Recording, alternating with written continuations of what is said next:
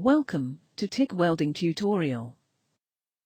TIG welding is a process that uses a non-consumable tungsten electrode to produce a weld. The equipment is significantly different than MIG equipment and somewhat different than what is used for stick welding.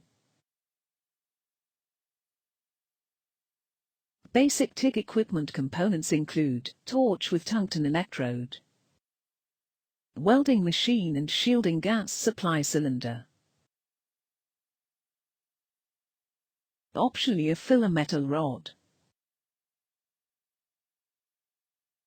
In this tutorial, we are going to perform TIG welding without filler metal rod. Select electrode connector to attach it to welding machine. To continue, select 200 voltage from highlighted knob on welding machine.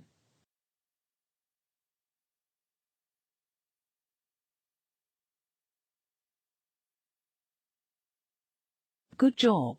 Now select TIG torch to start welding.